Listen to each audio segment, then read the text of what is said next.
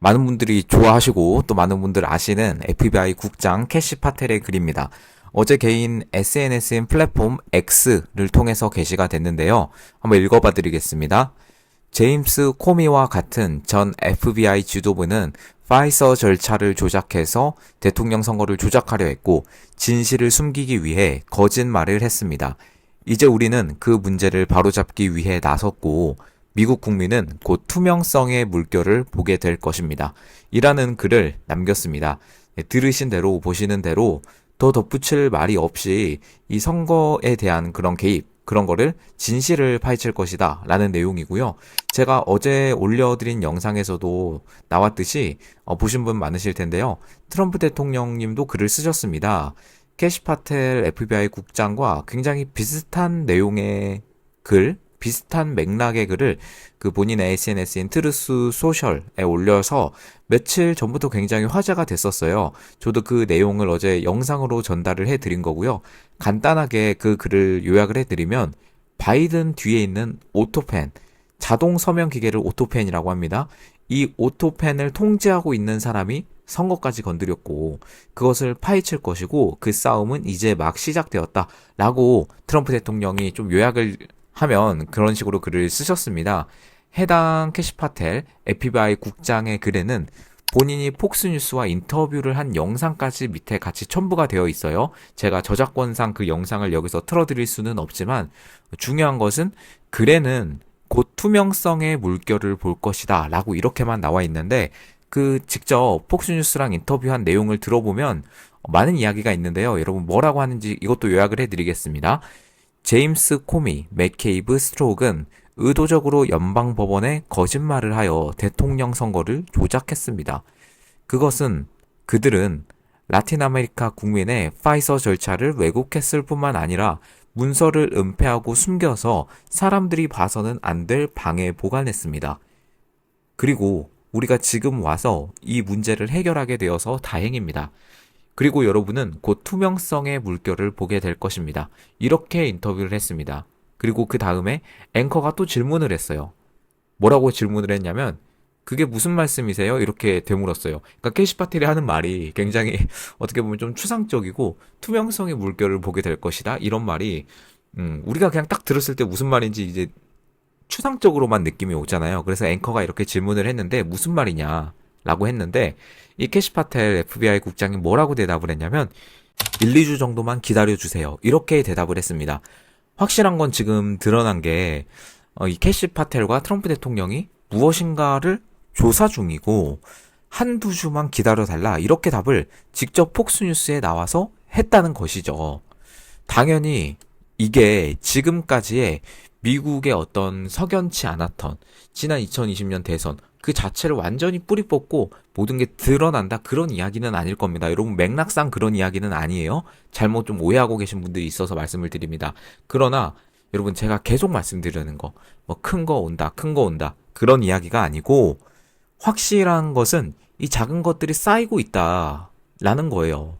작은 것들이 쌓여서 결국 큰 게 되는 거 아니겠습니까? 여러 가지 정황을 볼 때 지금 작은 것들이 쌓이지 않는다라고 보는 게 논리적으로 더 이상하게 상황을 왜곡하는 정도까지 왔거든요, 지금.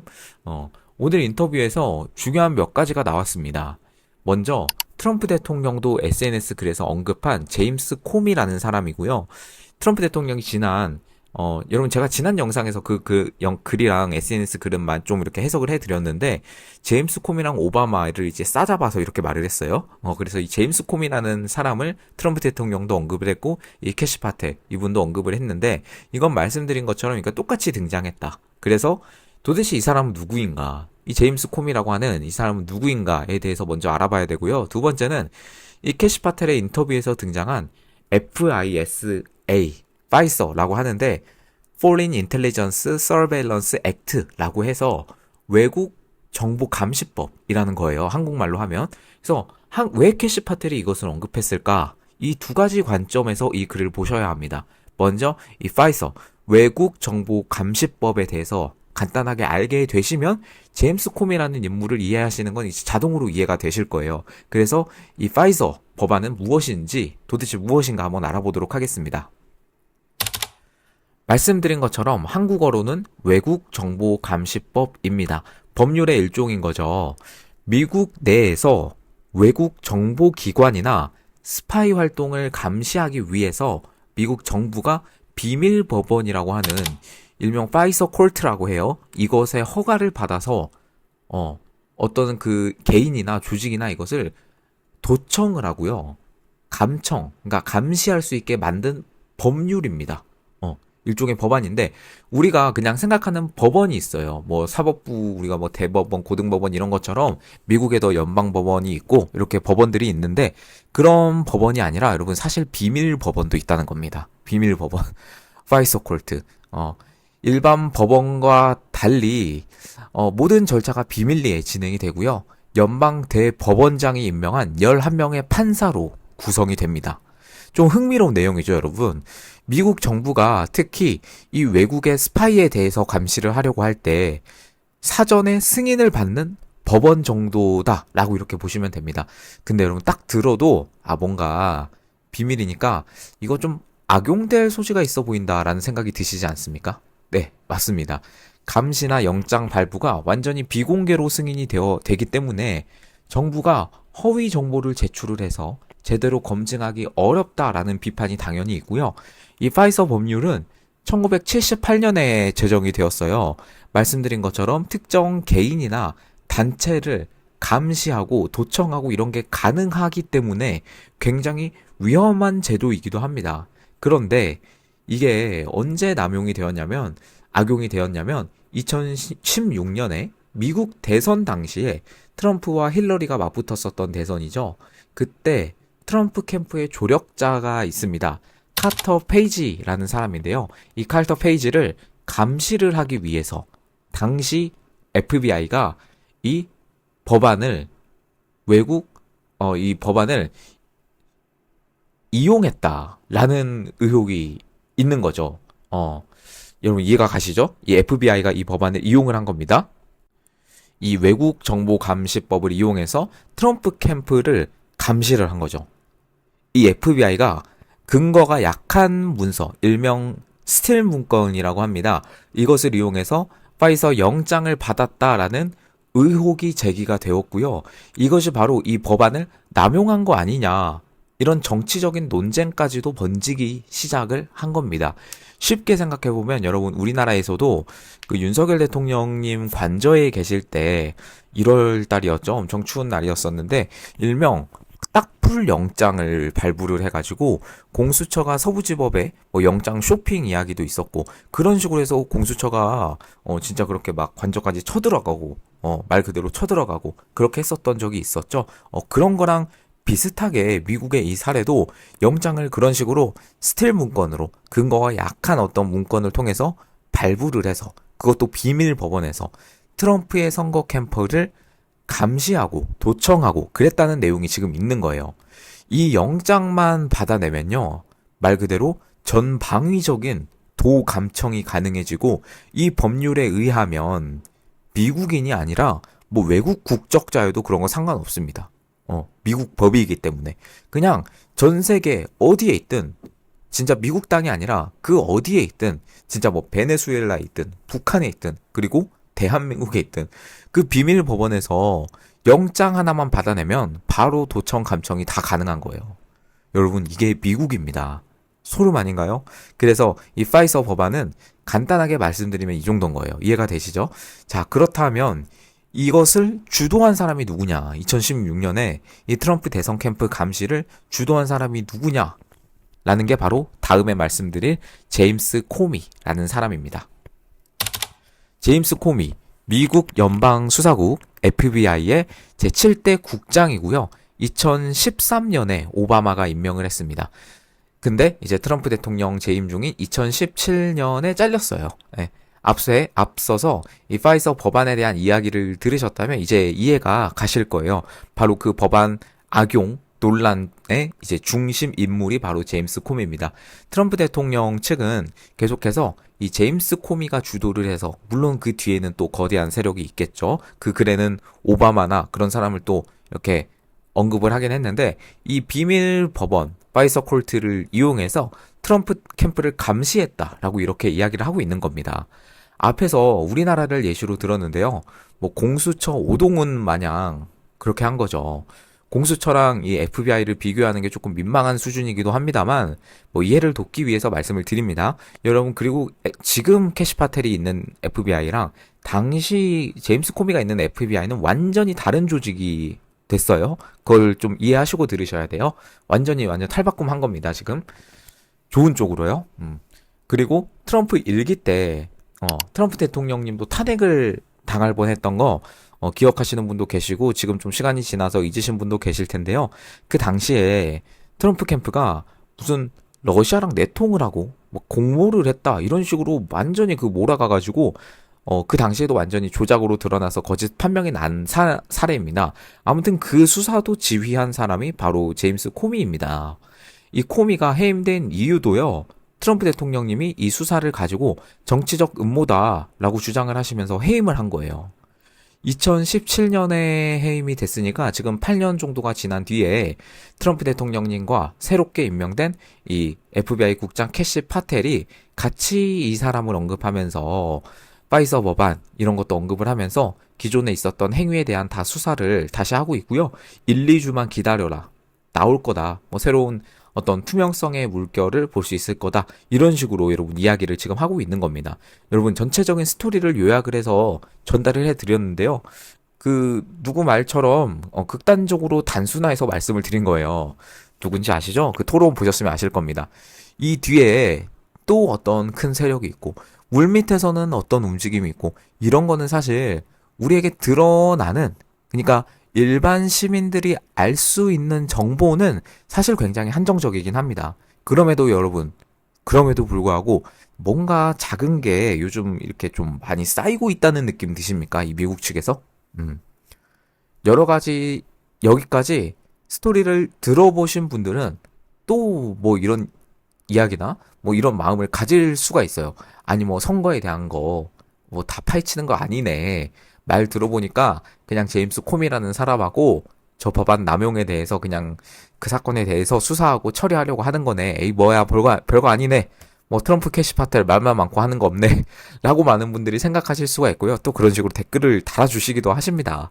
물론 이해합니다. 마음은 이해해요. 우리 윤석열 대통령님이 미국 측에서 뭔가 액션이 있을 줄 알았는데 그런 것도 없었고 겉으로 드러나는 거는 없었어요. 여러분, 저는 물밑에선 다 있다고 생각합니다. 그리고 결국에는 탄핵이 인용이 됐고, 어제도 제가 그 형사재판을 이제 응원하러 갔는데, 뭔가 윤석열 대통령의 미소를 보니까 좀 뭔가 마음이 좀 쓸쓸하더라고요. 그런 마음도 들었고, 뭐 그렇기 때문에 여러분들도 그런 댓글을 다실 거라고 생각하는데, 그런데 여러분 사실 매번 반복하는 이야기지만, 좀 안타깝긴 합니다. 여러분 다시 말씀드릴게요. 작은 게 쌓여서 큰 거가 되는 건데 너무나 한 방에 이제 큰 거를 바라면서 이제 끝났다. 이제 뭐가 오나 이렇게 보면 사실 또 작은 거야. 이렇게 되는 거거든요. 파도를 보지 말고 바람을 보라라고 말씀하신 윤석열 대통령님의 말씀처럼 그리고 캐시 파텔이 이번에 처음 보여드린 글에도 그 초반 부분에 보여드린 그 글에도 분명히 써놨습니다. 투명성의 물결이 시작될 거다. 파도가 아니고요, 여러분. 큰 어떤 해일이 아니고요. 물결입니다. 이것은 물결이고 저는 이 선거에 대한 전체 문제를 뿌리 뽑는 게 한 방에 그냥 포크레인으로 다 파헤치면 저도 좋겠지만 저도 진심으로 그러면 좋겠습니다. 여러분 지금 한국 내뿐만 아니라 미국의 그 세력들은 우리가 상상하는 것 이상으로 큰 세력이에요. 이거 말로 설명을 지금 못해요. 심지어 유튜브에서 제가 언급을 하잖아요. 바로 검열이 됩니다. 정말 심각하고 좀 안타까운 상황인데, 그리고 우리가 또 생각할 때는, 선거에 대한 걸 파헤치는 게 그냥 끝판왕인가 보다라고 생각하실 수 있지만, 그건 아니거든요, 사실. 뒤에 더 큰 내용이 있다는 거죠. 그래서 답답한 부분도 있는데, 이게 완전히 한 방에 뿌리 뽑지는 못하더라도, 줄줄이, 그 소시지 줄줄이 올라오듯이, 하나 수사하면 다른 게 또 하나가 나오고, 또 그게 결국에는 다른 걸 어떤 거를 파헤치게 되고, 결국에는 또 다 드러날 거라고 보거든요. 우리가 너무 일찍 알았어요. 그냥 그렇게 생각하시면 돼요. 길 지나다니는 NPC들에 비해서 너무 일찍 알아버려가지고 좀 미리 마음고생 좀 하고 있구나. 그렇게 받아들이시면 좋을 것 같습니다. 투명성의 물결. 투명성의 물결은 무엇일까? 단순히 제임스 콤이라는 전 FBI 국장의 법안 남용에 대한 수사? 진짜 그게 끝이라고 생각하세요? 진심으로? 다시 한번 그 말씀, 그 사람 말을 빌리자면, 극단적으로 단순화시키면, 응, 제임스 코미 너 그냥 다시 수사해. 이렇게 끝날 수도 있어요. 그런데, 여러분, 그건 진짜 말 그대로 극단적으로 단순화시킨 거고요. 소셋이 말씀드렸죠. 다 얽혀 있습니다. 하나를 파헤치면 다른 하나가 안 드러날 수가 없는 구조가 지금 이런 구조예요. 만약에 캐시파텔 국장이 수사하는 내용에서 정말 놀라운 내용이 나오고요. 이 법안 남용에 대한 수사 결과가 진짜 대선을 조작을 하려는 시도로 이루어진 거다라고 이렇게 대선의 조작 결과가 나온다면 진짜 선거와 관련한 것도 넘어서 여러분 좀 다른 문제라고도 생각할 수도 있는데요. 이 중국 시장 개방이나 트럼프 대통령의 이런 시도가 계속해서 있죠. 이런 것까지도 영향을 줄 수 있는 그런 수사의 그 시작점이 저는 지금이라고 생각합니다. 시작점이라는 게 제가 한 말이 아니고요. 트럼프 대통령님도 SNS에 글을 어제 올린 글 계속해서 제가 인용해서 말씀드리는데 마지막쯤에 보면 이렇게 말을 하셨어요. 우리의 싸움은 이제 막 시작했습니다. 이 오토펜 언급을 하면서 이렇게 글 마지막에 쓰셨거든요. 여러분, 미국 대통령입니다. 미국 대통령이에요. 우리가 가끔 잊어요. 트럼프 대통령. 이렇게 너무 많이 듣다 보니까 가끔 잊어요. 이분이 미국 대통령입니다, 여러분. 그냥 글을 즉흥적으로 쓸까요? 상식적으로 여러분 생각해 보시면 그럴까요? 절대 그렇지 않습니다. 저는 요즘 좀 놀랍기도 하고요. 굉장히 설레는 어떤 국제 정치만을 볼 때 그런 기간을 지나고 있다라고 말씀드릴 수 있는데, 왜냐? 이 중국의 시장 개방이 진짜 합의가 되고, 물론 아직 문서화로 이루어진 건 아닙니다만, 이렇게 합의가 되고 이렇게 빨리 무너지는구나 라는 이 상황을 보면서 내가 보고 있는 게 맞나 싶기도 했어요. 근데 진짜 보니까 그 내부 상황이나 중국 내부 상황요, 이런 것도 보니까 완전 심각한 상황이기는 하더라고요. 트럼프 대통령님이 이번 2기에 취임한 지 약 4개월 만에 지금 엄청난 걸 이뤄내고 계시거든요. 앞으로 3년 8개월 정도 남았습니다. 분명히 반발도 있을 거고요. 앞으로 더 밀어붙일 일도 많습니다. 어떤 일이 더 생길까요? 기대되지 않으시나요? 네, 저는 너무 기대됩니다. 여러분, 이 관점에서 지금 국제 정치를 보셔야 돼요. 네, 그렇습니다. 여러분, 그리고 마지막으로 제가 이 내용을 전달을 해드리고 싶은데, 이 SKT 서버들은 해커가요 3년을 잠복했다고 합니다. 3년. 제가 저번 3일 전 영상에서 이 SKT가 해킹 당한 그 해커들의 수법이 중국 해커들의 수법과 굉장히 좀 유사하다라고 이렇게 영상에서 전달해 드렸는데, 어제 또 바로 기사가 나왔더라고요. 중국이 좀 의심이 된다. 정부 측에서도 지원을 받은 것으로 보인다라고 이런 기사가 나오는데, 일단 현실적으로 말씀드리면 그 로그를 다 삭제하고 떠났어요. 그렇기 때문에 이것을 이렇게 직접적인 증거가 없는 것도 지금은 안타까운 사실입니다. 그러나 수법은 굉장히 똑같고요. 이거는 여러분 3년 정도 잠복을 했대요. 2022년 6월 15일 심어졌습니다. 여러분 엄청나지 않나요? 3년에 걸쳐서 이루어진 거에 지금 얼마 전에 터진 거예요. 악성 코드가 2022년 6월 15일에 심어졌다고 합니다. 그래서 여러분 이게 2차 조사 결과가 5월 19일 날 민관 합동조사단이 이제 발표를 했는데요. 지난달 29일, 4월 29일에 1차 조사 결과가 나왔었는데, 그때 악성 코드에 감염된 서버 5대 중 홈 가입자 서버 HSS라고 해요. 여기 세대에서 가입자 식별번호, IMSI와 인증키 등 유심 정보 4종을 포함한 25종의 정보 유출이 확인이 됐었는데요. 이번 조사에서요, 감염 서버가 18대 추가로 발견이 됐습니다. 그래서 해킹을 받은 서버는 총 23대로 늘어났습니다. 3년 가까이 잠복을 하다가 이번에 공격에 나섰습니다. 왜 이번에 나섰을까요? 3년을 가만히 있다가 왜 이번에 나섰을까요? 너무나 이상하지 않나요? 여러분, 대선을 앞두고 개인정보가 우리나라에서 가장 큰 통신사 SK텔레콤이라는 통신사에 개인정보가 엄청나게 많이 유출이 되었습니다. 지금 중국의 해커 집단 소행에 지금 무게를 두고 거의 전문가들이 이제 이렇게 말을 하고 있어요. 거의 모든 정황이 중국 해커 집단을 가리키고 있다라고 합니다. 금전탈취 목적이 아니에요, 여러분.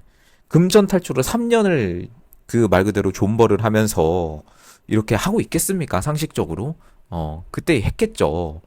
지금 이 BPF 도어라고 해가지고 이런 그 백도어를 숨어 놓고 이게 2021년 최초로 공개됐는데 이거 중국 해커들이 주로 사용하는 수법이다라고 제가 지난 3일 전 영상에서 말씀을 드렸는데 2차 결과 조사가 제가 말씀드린 내용과 굉장히 유사하게 나왔습니다. 이거는 여러분 사이버 전쟁이에요. 하이브리드 전이에요. 윤석열 대통령님이 옳았습니다. 계속해서 말씀드릴 수밖에 없어요. 윤석열 대통령이 옳지 않았습니까? 이런데도 계엄을 안 해? 이런 생각이 들 수밖에 없다는 거죠. 우리가 그냥 생각을 하고 그냥 뭐 총칼 들고 싸우는 그런 전쟁이 이제 아니라는 거죠. 여러분 이거는 큰 일이 터진 겁니다. 그런데 심각성을 모르는 게 너무나 안타깝고요. 이거는 계속해서 알려야 됩니다. 우리가 저도 영상으로 알리고 뭐 라이브로도 알리고 뭐 주변 사람들한테 알리고 하겠지만은 여러분들의 노력도 정말 많이 필요하고요. 이 일종의 캠페인이 필요한 것 같아요. 지금은 네 그렇습니다. 여러분 지금 너무 안타까운 상황이고, 그러니까 여러분들도 영상을 보시면서 이렇게 영상을 이렇게 정보 습득을 하고 또 이렇게 알리는 여러분들 됐으면 좋겠고요. 여러분들 저 이렇게 애써서 할 테니까요. 여러분 지금 우파 유튜버 알고리즘이 굉장히 많이 좀 망가진 상황입니다. 제가 똑같은 주제를 올리면 과거에는 솔직히 말하면 훨씬 더 조회수가 많이 나오고요. 뭐 그런데 완전 지금 박살이 났어요. 말 그대로. 근데 저뿐만 아니라 다른 사람도 다 그렇습니다. 여러분 이거를 좀 지켜주세요. 이 생태계를 지켜주시는 거는 여러분들의 멤버십 가입 정말 필요하고요. 제가 고정 댓글로 달아놓습니다. 그리고 계좌로 후원해 주시는 분들도 정말 감사드리고요. 그분들이 계속해서 지원을 해주셔서 저도 이렇게 알리고 할 수 있는 것 같습니다. 네, 여러분들 마지막으로 영상 하단 참고 좀 부탁 좀 드리겠습니다. 그리고 오늘 영상 여기서 마무리하도록 하겠습니다. 감사합니다.